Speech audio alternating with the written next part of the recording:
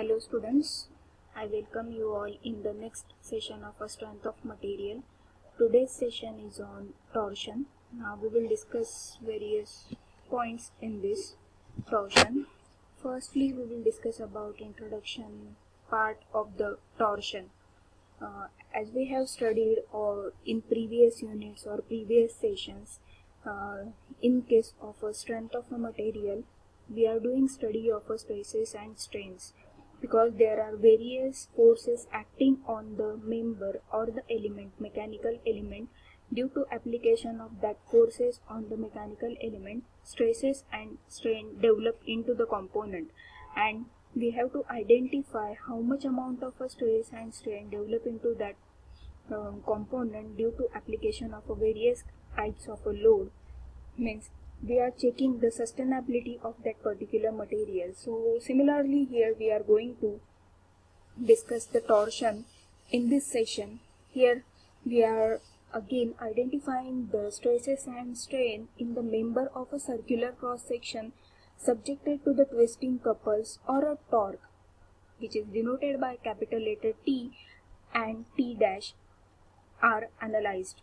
Due to application of this twisting couples or a torque on the element, we can identify stresses and strains develop into the component, and we have to identify the amount of stresses develop into the component is analyzed. And these couples have a common magnitude which is denoted by T, but which is having a opposite in sense.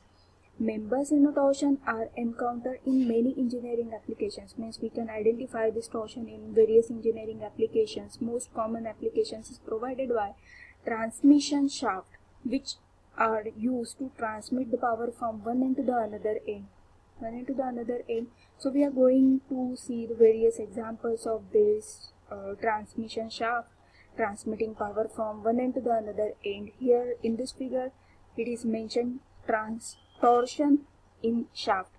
This point A to B, this is the shaft which is connected to or which connect motor to the pump. This is the application of agriculture, means which transmit power from motor to the pump. Okay, this is one of the example. Here we can again observe this torsion effect.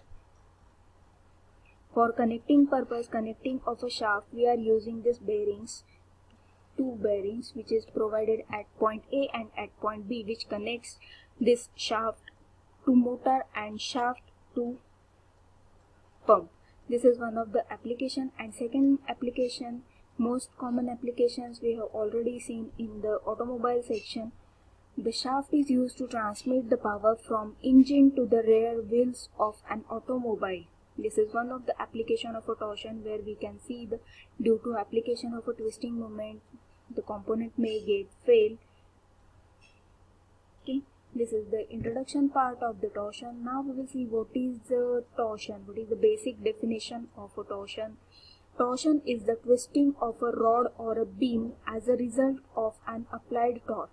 Here again we have mentioned that applied torque. Torque is applied at the both ends of a component, and due to this twisting movement we can identify the stresses develop into the component. Then we have to calculate how much amount of a torsion is applied, and due to this torsion component may get failed. The amount of a twisting or a twisting, which is denoted by theta, depends on three parameters. What are those three parameters?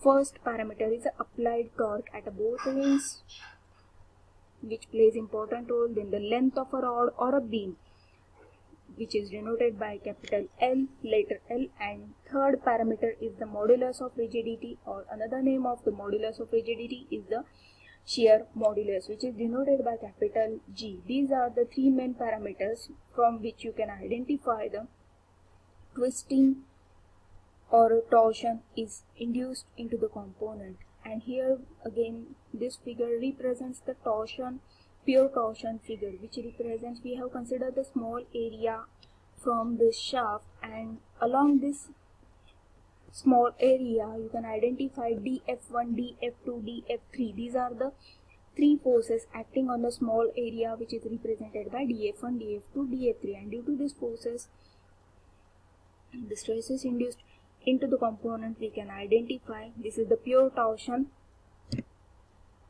Then what are the assumptions which is considered in the theory of pure torsion condition? The following are the assumptions which we are considering here. The first assumption is the material is homogeneous and isotropic. Material, it should be homogeneous and isotropic. The stresses are, second one, the stresses are within the elastic limit, that is shear stress is proportional to the shear strain. Third one, cross section which are plane before plane, twisting moment remain plane even after the application of a twisting moment, that is no wrapping takes place after the application of a torsion. It should be perfect. Then the radial lines remains radial even after applying torsional moment. This is the third assumptions which we have to consider while deriving the equation of the torsion. And the last assumption, the twisting along the shaft is uniform. It should be uniform. These are the four main assumptions which we are considering during the derivation of pure torsion. Then we are analyzing this by using circular shaft. Now here we are deriving the torsional equation. For that we are considering the circular shaft which is having length L and radius R, which is also mentioned in this figure. Please see this figure, which represents capital L is the length and R is the radius, and this shaft is fixed at one end and free at other end. Fixed end is denoted by capital letter A here, and free end is denoted by capital letter B. And this figure represents front view of the torsion in shaft, and also the second figure represents side view of the shaft. Now we have to analyze the torsion formula. Then we are considering the point B. Consider the point B on the outer surface of the shaft, which is shown in the second figure, which is the side view, and O is the center point. O be the center point of a circular section, and we are considering the B point on the surface of this section. Then second point, we are considering point A on the other end, which is the fixed end on the surface of the shaft. Now we are joining these 2 points, point A and point B, with the help of the line. We are drawing line which is passing through this point from point A to point B. Now this line AB is parallel to the axis of the shaft. This line is parallel to the axis of the shaft, and torque is applied at the free end, which is denoted by capital letter T here. And due to application of that torque, we can identify this B point. Let us see this second figure. B point will shift to the B dash. B point will shift to the B dash. If sigma is the shear strain, then angle BOB.